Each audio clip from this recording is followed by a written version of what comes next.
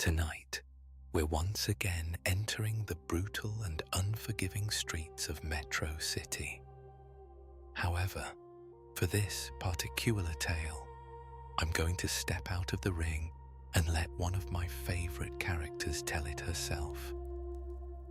But first, if you enjoy this video, please don't forget to leave a like and subscribe for more content like this. It helps others find the channel and become weary dreamers. And let me know in the comments who your favorite Street Fighter character is. I'd love to know. So, settle in and get cozy for this special tale. And when it's over, peaceful music will carry you into a gentle slumber, guaranteed to refill your health bar. Now, without further ado, let the story begin.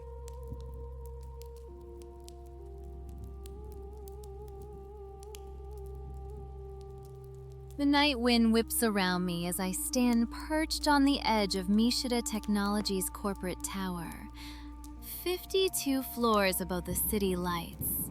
My black and violet leather outfit hugs my body, accentuating curves that most women pay surgeons for. I flex my bare toes against the concrete ledge, enjoying how the moonlight catches the glossy finish of my nail polish. My feng shui engine eye pulses with anticipation, casting a soft purple glow across my face. Below me, the CEO's corner office, all glass and ego, shines with the promise of a payday waiting to be collected. Time seems to slow as I take a deep breath before leaping off the edge. So here I am, plummeting toward certain death. Or I would be, if I weren't Juri Han. I'll admit, diving off skyscrapers wasn't in tonight's original plan, but impulse control has never been my strong suit. I mean, why use the elevator when you can make an entrance that'll give someone nightmares for years? The thin cable attached to my harness tightens with a satisfying snap, and my descent transforms from tragic accident to calculated terror. The violet chi energy surrounding my body intensifies as I aim feet first toward the massive window. Surprise, asshole. The glass explodes inward. I ride the momentum through the shower of glittering shards, my leather outfit catching the fractured office lights in a way that makes me look like some vengeful goddess. Which, let's be honest, isn't far off. The man behind the mahogany desk barely had time to look up from his computer before I landed in a perfect crouch on his desk, scattering papers and that pretentious little name plaque executives seem to love so much. What the? Who are you? Kenji Musashi scrambles backward behind his desk, fumbling for what I assume is a panic button. Adorable. Really? The purple hair and glowing eye didn't give it away? I sigh dramatically, placing a hand on my hip. The security briefing must have been super boring. If you dozed through the watch out for the homicidal Korean chick portion. I stroll toward him, every step deliberate, letting my hips sway just a little extra. Because hey, if you're about to die, shouldn't your last view be titillating? I have money. Whatever they're paying you, I'll double it. I pause, tapping my chin thoughtfully. Tempting, but my employer offers the best benefits package. Dental, vision, and all the screaming victims I can handle. I flash him my widest smile, plus the Christmas parties to die for. His hand finally finds the panic button. I let him press it. Because watching hope bloom and die in the same moment is one of life's little pleasures. Like bubble tea, but with more despair. Nobody's coming, sweetie. Your security team is currently experiencing what doctors call massive bodily trauma. Very sad. I sent flowers. I didn't really send flowers. That would be weird, right? I hop onto his desk, crossing my legs and leaning forward. Now, Mr. Musashi, I believe you have something that belongs to my employer. Some boring tech, something, quantum processor, blah, blah, blah. I wave my hand dismissively. The details aren't important. What's important is that you give it to me before I have to get creative. His eyes dart to a painting on the wall. A hideous, abstract thing worth more than most people's houses. Subtle as a punch to the throat, this one. Behind the painting, really? I roll my eye. The regular one, not my glowy death eye. That's like hiding spot 101. Even my pet goldfish could figure that out. And he died because he forgot how to swim. I never actually had a goldfish. I'm not good with commitment. With a leisurely backflip, I land in front of the painting and tear it from the wall, revealing a safe. Ooh, a combination lock. How quaint. You'll never crack it, he jeers with the misplaced confidence of a man whose birthday is literally on his desk calendar. I enter 06-1402, and the safe clicks open. How did you? Pro tip, don't use your birthday as your passcode when it's circled in red on the calendar. I grab the small black case inside.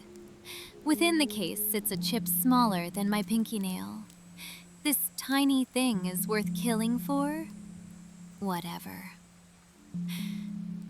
Sin pays me to collect, not to understand.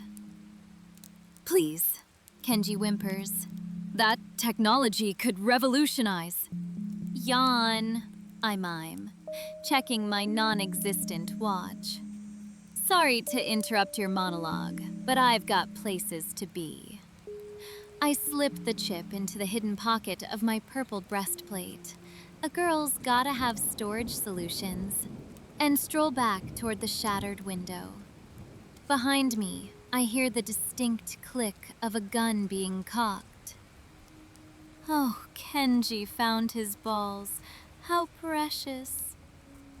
Don't move, he growls, voice shaking more than my victims usually do. I've called the backup security team. I turn slowly, making sure he gets the full effect of my glowing eye. You know what I love about men with guns? I ask, my voice dropping to a purr. The look on their faces when they realize. In one fluid motion, I'm no longer where I was standing. The Kasatsushu teleport is my favorite party trick. Now I'm behind him, whispering in his ear. That I'm faster than bullets. His gun clatters to the floor as I spin him around, my fingers closing around his throat. Just enough pressure to make his eyes bulge, not enough to crush his windpipe. Not yet, anyway. Here's what's going to happen, I purr, bringing my face close to his. I'm going to leave with this fancy little chip. You're going to stay alive, which, trust me, is a good bargain. And if anyone asks what happened here, I release him, and he crumples to the floor, gasping. Tell them Juri Han sends her regards. I wink and blow him a kiss. That's Juri, 2 syllables, not hard. As I saunter back to the window, hearing the distant wail of police sirens, right on time for me to make my dramatic exit. I perch on the windowsill, the wind whipping my hair around my face in what I'm sure is a very cinematic way. Oh, and one more thing. I call over my shoulder. Your tie is hideous. Polka dots went out with disco. With that, I launch myself out the window, free-falling 37 glorious stories before my feng shui engine kicks in, purple energy crackling around me as I execute a perfect aerial cartwheel onto the adjacent rooftop. Just another typical Tuesday. Back at my apartment. Yes, assassins have apartments. We don't all live in creepy underground lairs. Though, I do have a modest dungeon in the basement. I peel off my battle gear and slip into something more comfortable. And by more comfortable, I mean nothing but my spiked choker. My phone buzzes with a text from my handler at SIN. Is the package secured? I snap a selfie with the chip between my teeth, peace sign held high, and send it back with the caption, "Delivery successful. Where's my cookie?" The response is immediate and predictably humorless. Report to HQ. 0800 tomorrow. New assignment. So demanding. I mutter to my empty apartment. Just how I like 'em. I toss my phone onto the couch and head to the bathroom, where I begin the sacred ritual of removing my eye makeup. Let me tell you, smoky purple eyeshadow looks amazing when you're kicking people through windows, but it's a nightmare to get off. As I scrub away the day's carnage, metaphorical and literal, I catch my reflection in the mirror. The feng shui engine in my left eye pulses with a soft violet glow. My constant companion, my weapon, my curse. Just you and me, kid, I tell my reflection. Living the dream. My reflection doesn't answer, of course, because I'm not that crazy. Not yet, anyway. After a quick shower, where I definitely don't practice my kick combinations, that would be weird, I settle onto my couch with a bowl of spicy ramen and flip on the news. Sure enough, there I am. Or rather, the aftermath of my visit to Mishida Technologies. The camera pans across the broken windows, followed by terrified employees giving statements. Witnesses described the assailant as a woman with purple hair and some kind of glowing eye, the reporter says gravely. And incredibly toned legs. I yell at the TV through a mouthful of noodles. Give credit where it's due. The coverage shifts to Mr. Musashi himself, looking considerably more composed than when I left him. Amazing what a change of pants can do for a man's confidence. We are cooperating fully with authorities, he says stiffly into the microphone. But I can assure the public that nothing of value was taken. I snort so hard I merely inhale a noodle. Nothing of value? Then why are my pockets $500,000 heavier, you lying sack of... My phone buzzes again. This time, it's a news alert. Breaking. Mishida Technologies stock plummets after security breach. I save the article to my greatest hits folder. It's always nice to have mementos. As I'm finishing my ramen, another text arrives. This one from an unlisted number. Juri. Need to talk. Usual place, 1 hour. I know that cryptic brevity anywhere. Chun-Li. Miss Goody Two-Shoes herself. the Interpol agent who's been trying to bring me in for years. Also, my occasional ally and secret admirer. Though she'd rather gargle glass than admit it. Our relationship is complicated.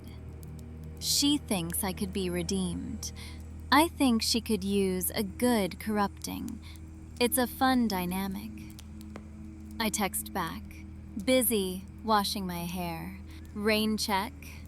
Her response is immediate. It's about SIN's new project. People will die. Well, that's just unfair. She knows exactly how to hook me. I may be a sadistic assassin, but I'm selective about my targets. Random civilian casualties? Not my style. That's just sloppy work. Fine, I reply. But you're buying the drinks this time. I change into my street clothes. Black leather pants, obviously. A cropped purple jacket that shows just enough midriff to be distracting, and combat boots that could crush a man's windpipe, and have on several memorable occasions. My hair goes up into its usual horned style, because a girl's gotta have a signature look. The usual place is a dive bar in the warehouse district called the Broken Fist. It's neutral territory. No cops, no gangs, just people trying to enjoy a drink in peace. The owner is a retired street fighter who doesn't ask questions, as long as you don't bleed on his upholstery. I spot Chun-Li immediately. Even in civilian clothes, she sits like she has a steel rod for a spine. All that righteousness must be exhausting to maintain. I slide into the booth across from her, propping my feet up on the table between us. Well, if it isn't the strongest woman in the world, how's the hero business treating you? Chun-Li's eyes narrow, but she doesn't take the bait. Thank you for coming. Don't thank me yet. I haven't decided if I'm helping or hindering. I snag her untouched whiskey and down it in one go. So what's this about SIN and people dying? That's kind of their whole business model, in case you hadn't noticed. She slides a manila folder across the table. So old school. I bet she still uses a flip phone. Your employers are developing something called Project Talon, she says quietly. It's beyond anything they've attempted before. Despite myself, I'm intrigued. I flip open the folder and scan the contents. Technical diagrams, personnel files, operation schedules. My eye catches on a familiar name. Dr. Feng? He's alive? I can't keep the surprise from my voice. Feng was the scientist who created my eye. The man who saved my life and cursed me in the same breath. Nonetheless, I feign disinterest as I reply. Last I heard, he'd been retired by SIN, which in corporate assassin speak usually involves a shallow grave. That's what we thought, Chun-Li confirms. However, it seems that someone is continuing his work. They're calling it mass-produced bioweaponry. Feng Shui engines that can be controlled remotely. A chill runs down my spine. My Feng Shui engine is bonded to me, part of my nervous system. The idea of someone being able to control it from afar. That's not possible, I say, but even I can hear the uncertainty in my voice. The chip you stole today, it's the final component they needed. The quantum processor is designed to handle the neural interface. Well, shit. Not a typical Tuesday after all. So, what exactly do you want from me, Officer Jung? Hoping I'll turn myself in out of the goodness of my heart? I lean forward, my voice dropping to a dangerous purr. Or maybe you think you can take me in yourself. We both know how that usually ends. The last time Chun-Li and I fought, we destroyed half a city block and both limped away, claiming victory. It was totally hot, not gonna lie. "I'm not here to arrest you," she says, and I can tell it pains her to admit it. "I'm here because you're the only one who might be able to stop this." I laugh. I can't help it. Me? The hero? Have you been hitting the sake a little early today? "Not a hero," she corrects. "Just someone with a vested interest in not letting SIN create an army of remote-controlled assassins with the same power as you. Because once they perfect it, I become obsolete," I finish for her. It's an unpleasant thought. In my line of work, obsolete doesn't mean a gold watch and a retirement package. It means a bullet to the brain, or worse, becoming someone's lab rat. I close the folder and slide it back to her. Touching concern, really. But what makes you think I'll bite the hand that feeds me? Because whatever else you are, you enjoy your freedom. And because... She hesitates, then pushes forward. "Because I know you've been looking for a way to get to M. Bison. This could be it. That name. Always that name. The man who ordered the death of my parents, the shadow looming over everything. Talk," I say, my playfulness gone. "What's the connection?" Project Talon isn't just SIN's baby. It's a joint venture. Shadaloo is providing the test subjects and combat data. She leans forward. Bison will be personally overseeing the final phase. Our conversation dies as a waiter brings us 2 more shots of whiskey. I quickly down one, my mind racing. After years of searching, of clawing my way up through Sin's ranks, of enduring missions and madness just to get close enough. "What's your plan, Chunners? You know what I'll do if I get to Bison."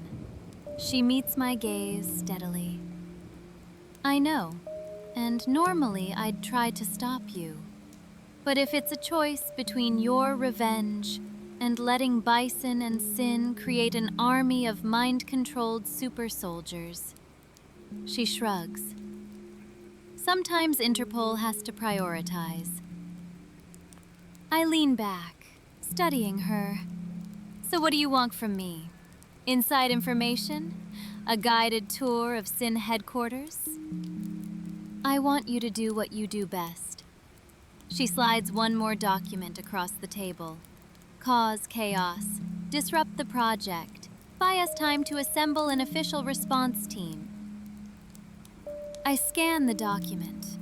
It's a security schedule for Sin's main research facility, the very place I'm supposed to report to tomorrow morning. And in return, I get a shot at Bison? If he's there, yes, but Juri. Her hand covers mine just for a moment. "This isn't a suicide mission. I need you alive after this is over."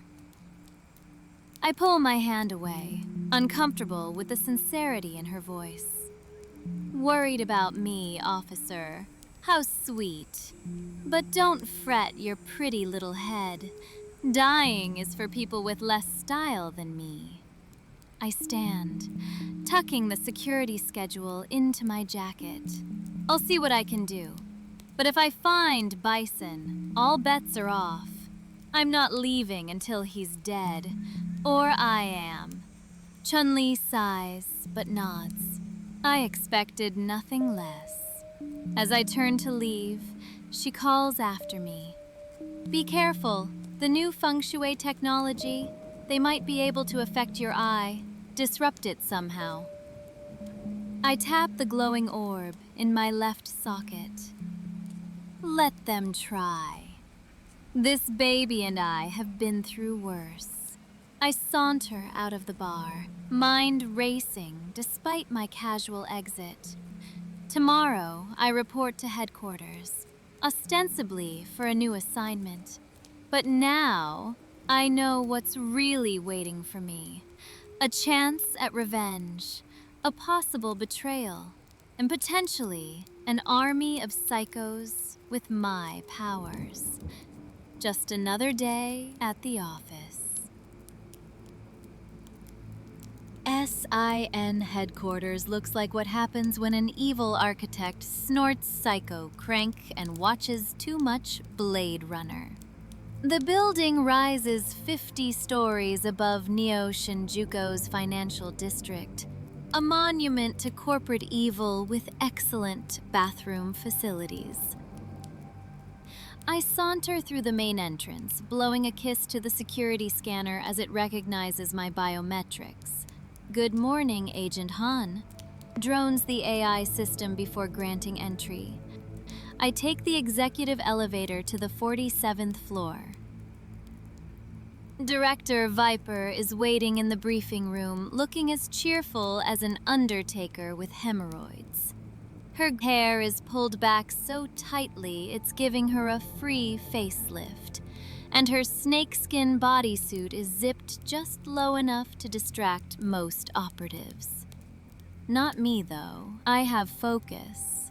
Not to mention taste. "You're early," she says, not looking up from her tablet, eager to please. "Oh, you know me, just living to serve." I sprawl in the chair opposite her, propping my feet on her immaculate glass desk. That, and I heard there's a new project that's got everyone's spandex in a bunch. Talon, is it? Her eyes snap up. Where did you hear that name? The temperature in the room seems to drop 10 degrees. I examine my nails casually. Oh, you know how it is. People talk, especially when you've got your foot on their windpipe. Viper's expression could freeze lava. Project Talon is classified. And yet, here we are, having this cozy little chat about it. I lean forward, dropping my feet to the floor. Come on, Vipes. You didn't bring your best attack dog in just to keep me in the kennel? What's the real assignment? For a long moment, she just stares at me. I stare back, eye glowing softly. Finally, she slides a tablet across to me. Your mission was going to be simple acquisition, but since you're apparently already informed, perhaps there's a better use for your particular talents. The tablet shows security footage of a laboratory, sterile white, gleaming equipment, very mad scientist chic. In the center, a familiar figure hunches over complex machinery, Dr. Feng, the man who built my eye, the man who changed everything. He's alive, I murmur, keeping my voice neutral despite the storm brewing inside me. Very much so, and very valuable. Viper swipes to another screen, showing diagrams of what looks like my feng shui engine, but different, more compact, more sinister if that's possible. After his success with your prototype, Dr. Feng has developed the next generation of bionic enhancements, mass-producible, controllable. Let me guess, perfect for creating an army of super soldiers with glowy bits and anger issues. I bat my eyelashes. Like me, but with less personality and charm? Viper's lip curls in what might be amusement or indigestion. Crude, but accurate. The problem is, our good doctor has developed ethical concerns. How inconvenient for him, I drawl, though internally my mind is racing. This confirms everything Chun-Li said. And let me guess, I'm the scary operative you're sending to remind him about the timely nature of his commitments? Exactly. Viper stands, circling the desk. Dr. Feng respects you, or fears you. Either works for our purposes. You'll be assigned as his security detail. Make sure he stays focused on the final phase of development. Babysitting duty. That's a bit below my pay grade, isn't it? I pout dramatically. Consider it an investment in your future with the company. the threat beneath her words is about as subtle as my fighting style. The demonstration for our Shadaloo partners is in 2 days. If Dr. Feng doesn't deliver or attempts to sabotage the project, she trails off, looking at me meaningfully. I get to play doctor. How fun! I clap my hands together like an excited schoolgirl. When do I start this delightful assignment? Immediately, Viper taps her tablet and the door behind me slides open. Level 52, Laboratory 7. Dr. Feng is expecting someone. He doesn't know it's you. Yet. I rise from my chair with exaggerated grace. Oh, I do love surprises, especially when I'm the surprise. Level 52 requires special clearance. The kind that involves retinal scans, voice recognition, and enough armed guards to start a small war. They eye me warily as I approach the checkpoint, hands hovering near their weapons. Relax, boys, I purr, sauntering up to the scanner. If I wanted to kill you, you'd already be making friends with the ceiling tiles. The scanner bathes my face in blue light. Agent Han, Juri, clearance, Alpha. Access granted. The massive steel doors slide open with a pneumatic hiss, revealing a corridor so white it hurts to look at. I sashay through, throwing a wink over my shoulder at the guards. Laboratory 7 is at the end of the hallway, marked only by a nondescript number pad. I punch in the code Viper gave me, and the door hisses open. Inside is a technological wonderland. Holographic displays float in mid-air. Complex machinery hums with purpose. And in the center of it all stands Dr. Feng, hunched over a workstation, oblivious to my entrance. He's older than I remember, more gray in his hair, deeper lines around his eyes. The last time I saw him was through a haze of pain and rage, my body still adjusting to the alien technology he'd implanted in my skull. Knock, knock, I announce, leaning against a nearby console. Guess who's not dead after all? Dr. Feng startles so violently he knocks a stack of datapads to the floor. When he turns and sees me, all the color drains from his face. Ururi? His voice is barely a whisper. In the flesh. I prowl toward him, enjoying the way he shrinks back with each step. Miss me, Doc, because I've thought about you every day. Every time I close my eyes and see that pretty purple glow. He swallows hard. I never thought they would assign you to this project, given your history. I hop onto his workstation, legs dangling, deliberately knocking aside some precision instruments.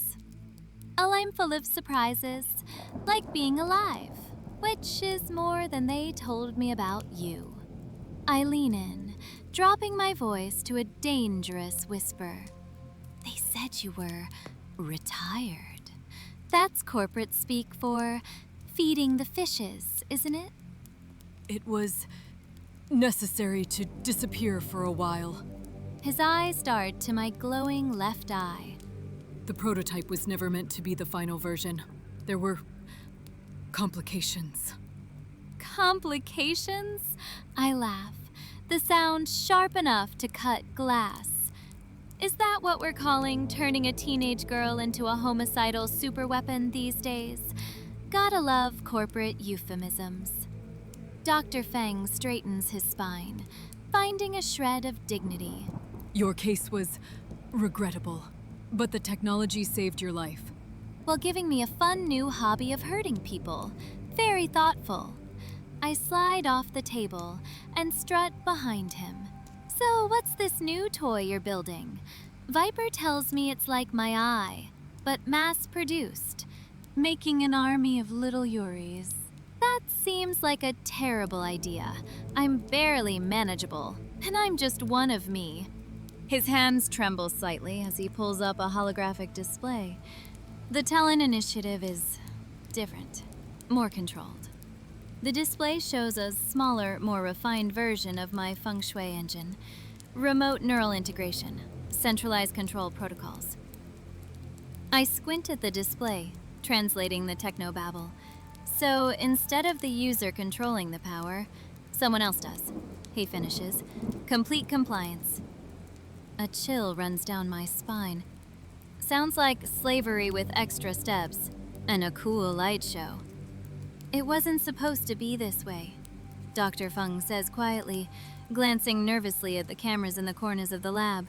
The technology was meant to help people, restore mobility, enhance natural abilities. And now it's going to create perfect little soldier puppets for SIN and Shadaloo. I examine the hologram more closely. How does it interface with existing models? Say, hypothetically, someone with a prototype already installed. I tap my glowing eye meaningfully. Dr. Feng hesitates, and I can practically see the ethical dilemma playing out behind his eyes. Tell the psychopath the truth and risk Sin's wrath? Or lie to the psychopath and risk immediate disembowelment? It's compatible, he admits finally. With modifications, the control protocols could override even the prototype's integration. Translation, they could hijack my eye and turn me into their puppet. Fantastic. That seems like something I should be concerned about, I say, examining a nearby scalpel with exaggerated interest. It's only theoretical, he says quickly. The prototype was designed to bond uniquely with your neural pathways. It would be extraordinarily difficult to override, but not impossible.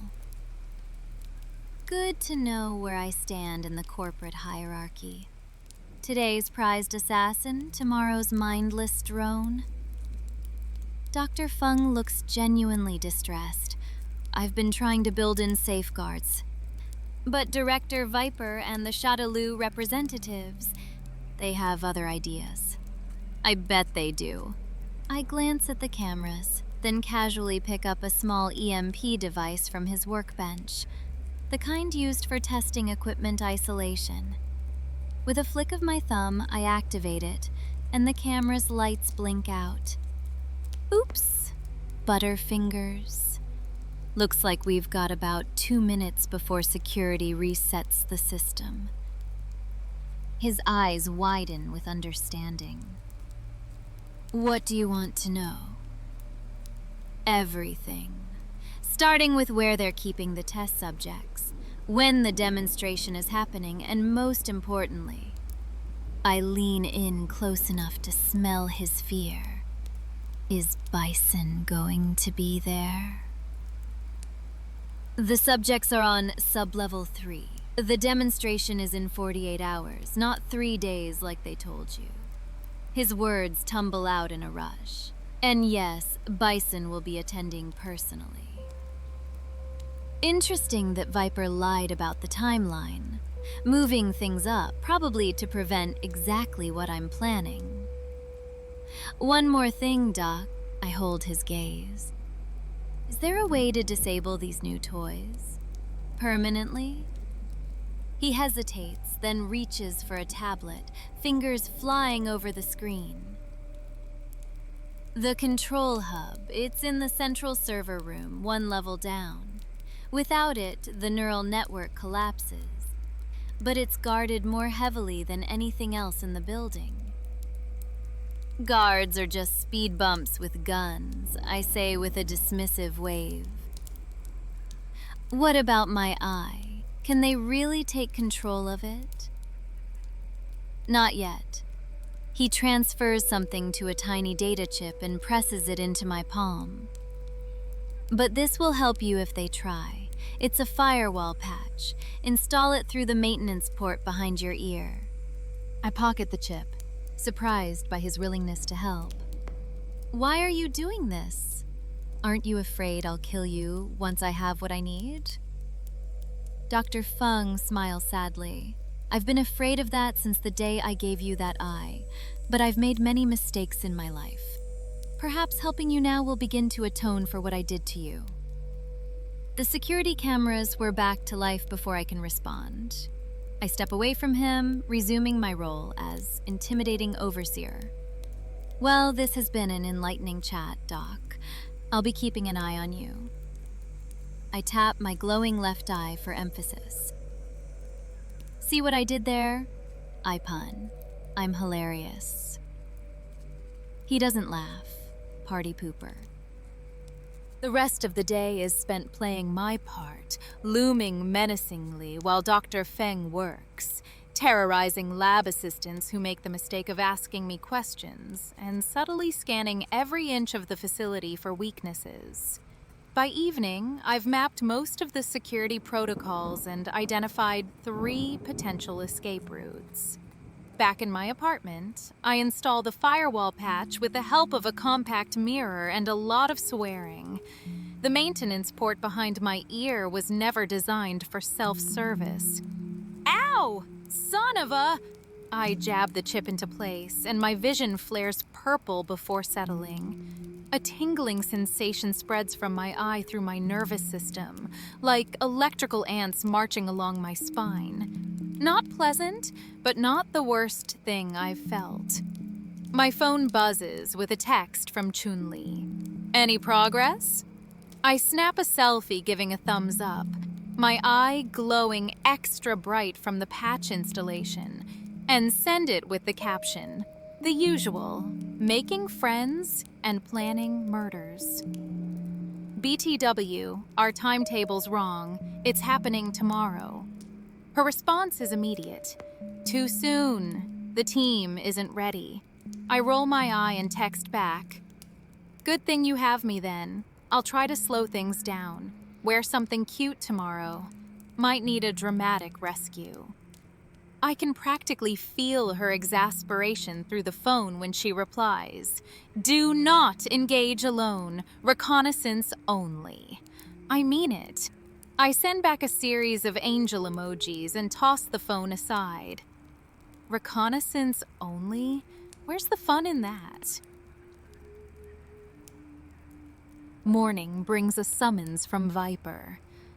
Our Shadaloo partners are eager to see the technology in action, she explains as we walk through a restricted area I've never been allowed in before. Sub-level 3, where the test subjects are kept. I bet they are. I keep my tone casual. Any chance I get to see what all the fuss is about before the big show? After all, I am the original model. Professional curiosity and all that. She considers me for a moment, then nods curtly. Perhaps it would be useful to have your perspective. She leads me through a security checkpoint that makes the one on level 52 look like a hall monitor. Beyond it lies a corridor lined with reinforced glass cells.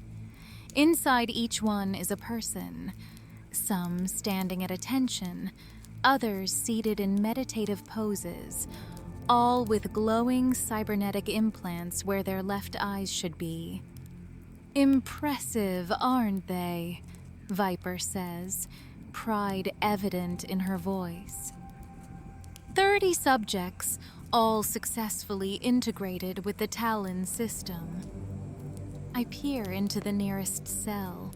The occupant is a woman about my age, muscular build, military bearing. Her implant glows a colder blue than my purple. Her eyes track me, but there's no recognition, no personality behind them. They seem quiet, I observe. Not very chatty for a bunch of super soldiers. Behavioral conditioning, Viper explains. Complete compliance requires suppression of individual personality. So you lobotomize them? Kinky. I tap on the glass, but the woman doesn't react. What's the point of having superpowers if you're too brain-dead to enjoy it? Viper's smile is colder than a meat locker. That's the difference between a prototype and a finished product. You were allowed to keep your spirited personality, because we needed to test the engine's integration with natural neural pathways. These subjects have been optimized.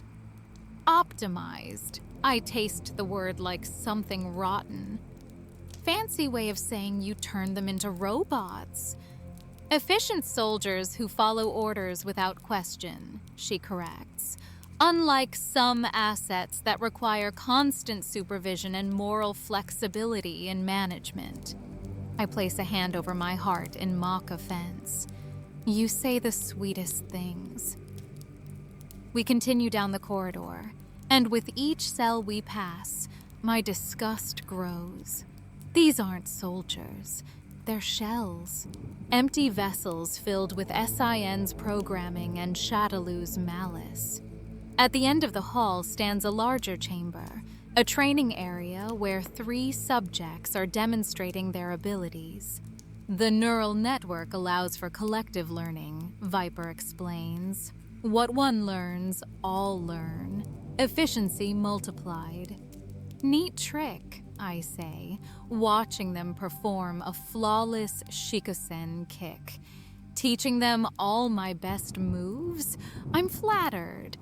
Your combat data was instructive, Viper admits. Though we've improved upon your techniques, eliminated the flaws. I bristle at that. My techniques don't have flaws. Everyone has flaws. She gives me a pointed look. Some more than others. Before I can come up with a suitably vicious retort, an alarm blares through the facility. Red emergency lights begin flashing, and security doors slam shut at both ends of the corridor. What the? Viper grabs her communicator. Status report. The response is garbled by static, but I catch fragments.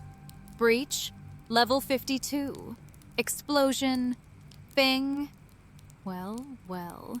Seems like the good doctor decided to take matters into his own hands. That wasn't part of the plan, but I can work with it. Viper rounds on me, suspicion etched on her face. Did you know about this? I raise my hands innocently. Know about what? I've been with you this whole time, remember?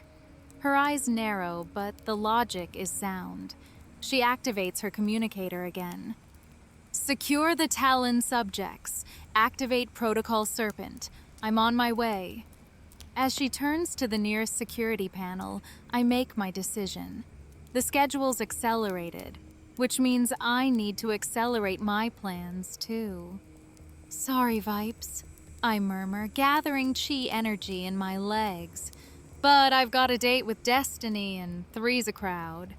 With a burst of power, I execute a perfect Kasatsushu, teleporting behind her in a flash of purple light. Before she can react, my foot connects with the base of her skull. Not hard enough to kill, but enough to ensure she'll be taking a nice long nap. She crumples like origami, and I catch her before she hits the floor. Nothing personal, I tell her unconscious form as I prop her against the wall. Actually, that's a lie. It's totally personal. I relieve her of her security badge and communicator, then assess my situation. Alarms blaring, facility on lockdown, and somewhere upstairs, Dr. Feng is causing chaos.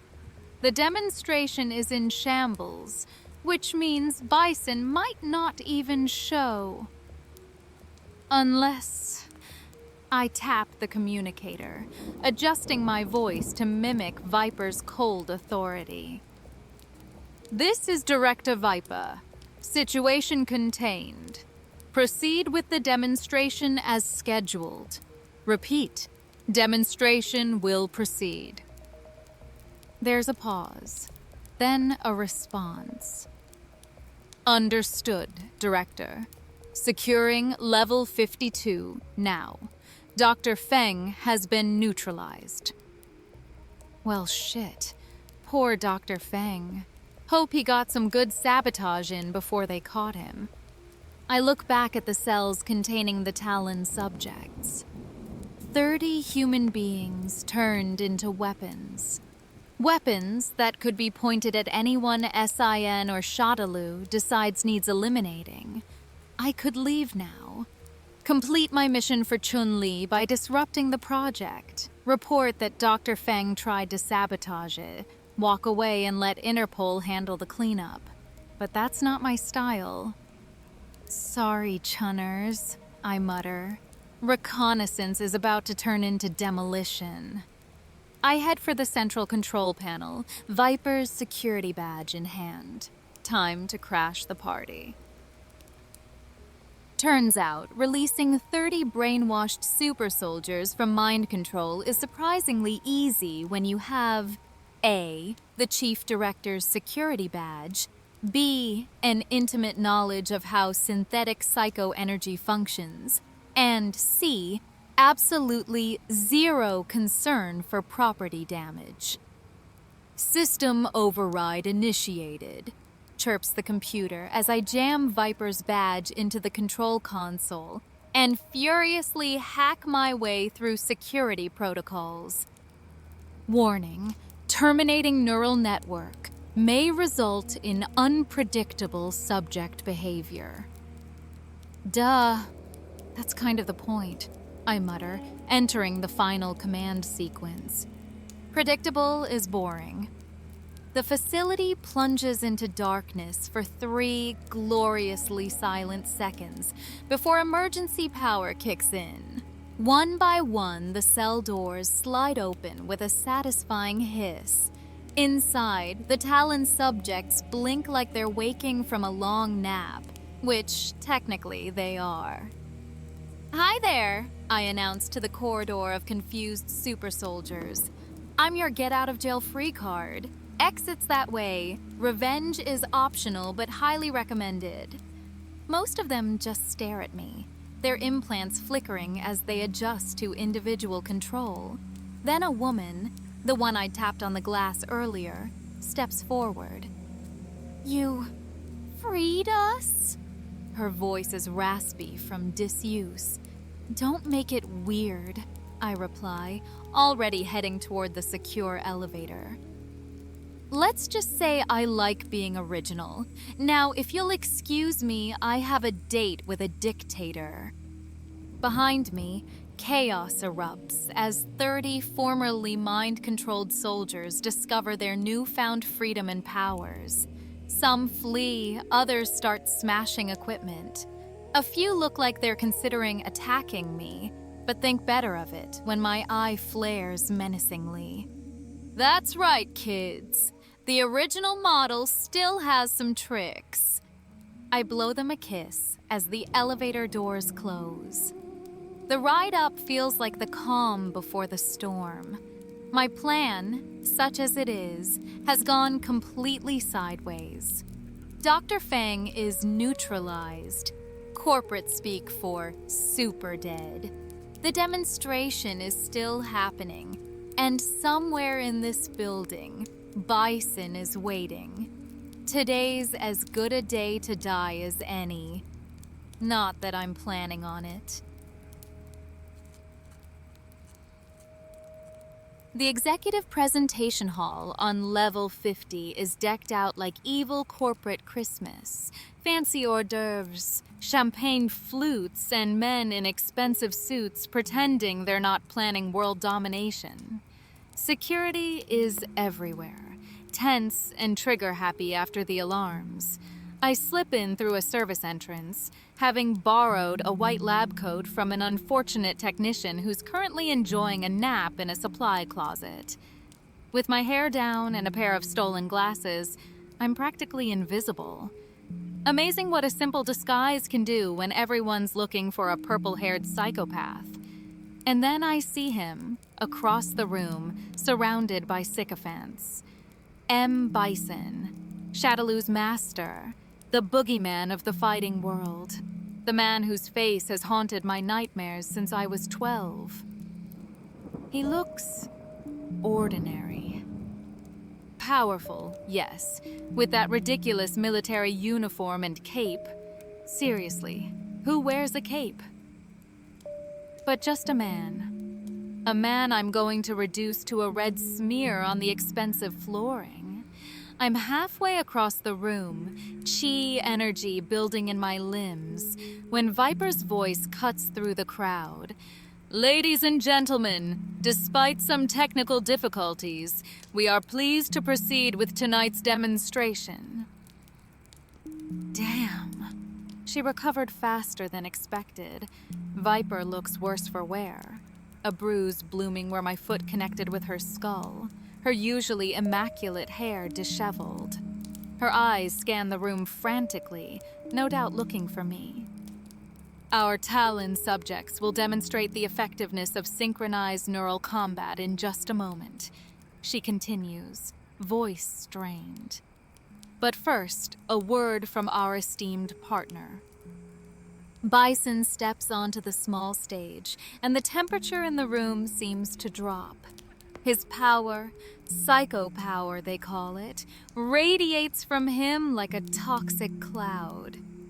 SIN's advancements are adequate, he announces, his voice exactly as I remember from that night years ago. But the true potential lies in combining your technology with Shadowloo's psycho drive. This is my chance. While everyone's attention is on Bison, I silently remove the lab coat and glasses. No more hiding. I'm 3 steps toward the stage when all hell breaks loose. The main doors burst open, and the freed Talon subjects pour in, led by the woman from earlier. They're disoriented but unified in their rage, blue energy crackling around them like lightning. Perfect distraction. As security scrambles and executives dive under tables, I launch myself toward the stage in a blur of motion. My feng shui engine roars to life, chi energy propelling me faster than human eyes can track. Bison! I scream, channeling every ounce of hate I've nursed for 15 years into a single devastating kick aimed at his smug face. He turns, almost lazily, and catches my foot in his hand. Wait, what? The prototype, he says, looking at me with mild interest, like I'm an unusual insect. I wondered when you would make your appearance. Before I can react, purple energy, not mine, his, surges through his arm and into my body. Pain explodes behind my eyes as my own feng shui engine seems to short circuit. Pathetic, he says, still holding my leg as I dangle helplessly. Did you really think I wouldn't be prepared for you? That I haven't studied every weakness of SIN's technology? With a casual flick of his wrist, he sends me flying across the room. I crash through a table, glass shattering around me. Ow! I groan, staggering to my feet. That's gonna leave a mark. Around us, the room has descended into chaos. The Talon subjects are battling security. Viper is screaming orders, and executives are fleeing like the cockroaches they are. I launch myself at Bison again, this time teleporting behind him with my kasetsushu. My fist connects with his kidney, or where a normal human's kidney would be. It's like punching concrete. He doesn't even flinch, just turns and backhands me with enough force to send me skidding across the floor. You have your father's spirit, he says, and my blood freezes. He too fought until the end, admirable, but ultimately futile. Something inside me snaps, With a howl of pure rage, I unleash everything I have. Every technique, every ounce of chi, every dirty trick I've learned in years of street fighting. My feng shui engine burns like a star, pushing past whatever interference he's causing. For a moment, just a moment, I see surprise on his face as my Fuharenkyaku connects, the spinning kick forcing him back a step. Then he smiles. Enough games. His hand shoots out, fingers closing around my throat, lifting me off the ground. Psycho power courses through me, purple electricity that feels like acid in my veins. My vision blurs, my lungs scream for air, and my precious feng shui engine sputters like a dying light. Your energy will make a fine addition to the psycho drive, he says, his face swimming in and out of focus. Take comfort knowing your power will serve Shadaloo's glory. As darkness creeps in from the edges of my vision, one thought surfaces through the pain. Well, this is embarrassing. Is this really how I go out? Not in a blaze of glory, but dangling like a fish on a hook. No final quip, no dramatic last stand, just failure. The room tilts and spins as Bison tightens his grip. Behind him, I vaguely register the Talon subjects being overwhelmed by security, Viper directing reinforcements. No help coming from that quarter. So this is dying, I think. Not as sexy as the movies make it look. My life doesn't flash before my eyes. Thank goodness. Because most of it would be R-rated for violence and questionable fashion choices. Instead, my oxygen-deprived brain fixates on random regrets. Never got to try that ramen place in Harajuku. Never learned to play piano. Never told Chun-Li her legs are a national treasure. Just as my vision narrows to a pinpoint, a familiar voice cuts through the chaos. Keiko-kan! A blast of concentrated chi energy slams into Bison, breaking his grip. I collapse to the floor, sucking in precious air through my bruised throat. Through watering eyes, I see her, Chun-Li, backlit like an avenging angel, if angels wore keep house and had thighs that could crush watermelons. You're late, I croak, trying and failing to stand. And you're bleeding from everywhere, she retorts, dropping into her fighting stance as Bison recovers. Chun-Li engages the mad dictator in a flurry of lightning-fast kicks. Backup is securing the lower levels. We need to move now. I manage to drag myself to my hands and knees, just in time to see Bison catch one of Chun-Li's kicks and send her flying. Unlike me, she turns the momentum into a graceful flip, landing on her feet. Show off. Both of you will die here, Bison declares, psycho power swirling around him like a violent storm. Hard pass, I mumble, finally getting one foot under me. My feng shui engine flickers weakly, trying to regenerate enough energy for one last attack. Chun-Li glances at me, understanding passing between us. She's buying time, but she can't beat him alone.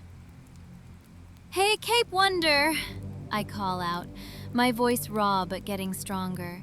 You missed something important about today's demonstration. Bison pauses, curious despite himself. And what would that be? I grin, tasting blood. The prototype has an upgrade. With my remaining strength, I activate Dr. Fang's firewall patch. My vision floods with purple as the feng shui engine surges, purging Bison's interference. It won't last long, but it doesn't need to. Chun-Li launches into her Hyakuretsu, the lightning kick, a blur of attacks too fast to see.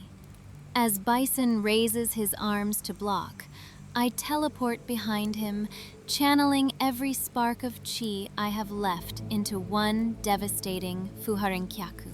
Our combined attack staggers him, but only for a second. With a roar of anger, he unleashes a wave of psycho power that sends us both crashing into opposite walls. Enough, he thunders. I will end this myself, as he advances toward me, clearly deciding I'm the weaker target.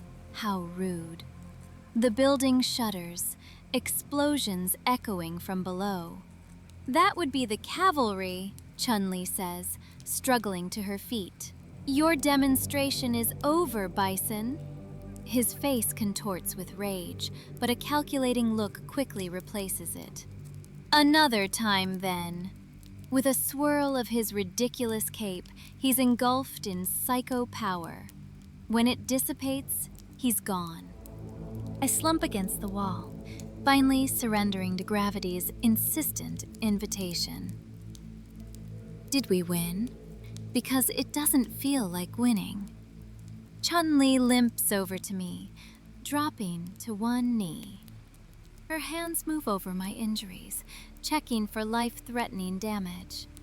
We disrupted the demonstration, freed the test subjects, and secured the technology. Yes, we won. Bison got away, I point out, wincing as she prods a particularly sore rib. He always does, she sighs, but we'll get him next time. We? I raise an eyebrow, immediately regretting it, as pain shoots through my face. Are we a team now, Officer Zhang? Because I look terrible in a uniform, unless it's leather. I can do leather. Chun-Li slides an arm under my shoulders, helping me stand. Interpol has the building surrounded. We're walking out the front door. Boring, I complain, but lean against her gratefully. I was thinking more window, explosion, dramatic music. Next time, she promises, supporting most of my weight as we limp toward the exit. Next time, I echo, my consciousness flickering like my damaged eye. Hey, Chunners, I have something important to tell you. She looks down at me worriedly as I begin to pass out, my words fading to a whisper.